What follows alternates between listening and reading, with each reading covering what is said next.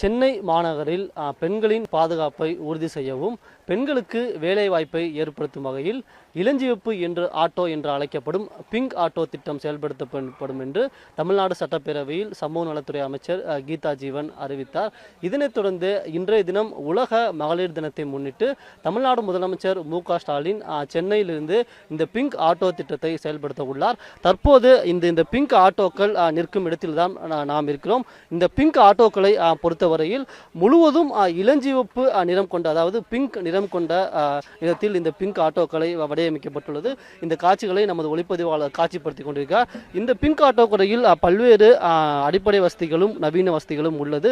மிகவும் முக்கியமாக கூற வேண்டும் என்றால் பெண்களுக்கு தேவையான அந்த நாப்கின் அனைத்தும் இந்த பிங்க் ஆட்டோக்களில் இருக்கும் வகையில் வடிவமைக்கப்பட்டுள்ளது. அதே போன்று அந்த சானிடைசர் வசதியும் இந்த பிங்க் ஆட்டோக்களில் வைக்கப்பட்டுள்ளது. மிகவும் இதற்கு அடுத்தபடியாக கூற வேண்டும் என்றால் பிங்க் ஆட்டோக்களை பொறுத்தவரையில் சிஎன்ஜி மற்றும் பெட்ரோல் இரண்டிலும் இயங்கும் வகையில் செய்யப்பட்டுள்ளது. சிஎன்ஜியை பொறுத்தவரையில் ஆட்டோவின் ஒரு புறம் சிஎன்ஜி இருக்கும் வகையில் இந்த பிங்க் ஆட்டோவானது செயல்படுத்தப்பட்டுள்ளது. சிஎன்ஜி ஆட்டோ அதாவது பெண்களுக்கு இரண்டு வகையிலும், அதாவது சிஎன்ஜி ஆட்டோ இரண்டு முறையிலும் இயங்கும் வகையில் இந்த பிங்க் ஆட்டோவானது செயல்படுத்தப்படுகிறது. மறுபுறம் இந்த ஆட்டோவின் ஒரு புறம் சிஎன்ஜி போடும் வசதியிலும் மறுபுறம் பெட்ரோல் போடும் வசதியும் இந்த ஆட்டோவில் ஆனது செயல்படுத்தப்பட்டுள்ளது. இந்த ஆட்டோவை பொறுத்தவரை மிகவும் முக்கியமாக ஜிபிஎஸ் வசதியானது இந்த ஆட்டோவில் வைக்கப்பட்டுள்ளது. இந்த ஆட்டோக்களை பொறுத்தவரையில் இந்த ஆட்டோக்கள் எங்கு சென்றாலும் கண்காணிக்கும் வகையில் ஜிபிஎஸ் வசதியானது இந்த ஆட்டோக்கள் முழுவதும் வைக்கப்பட்டுள்ளது.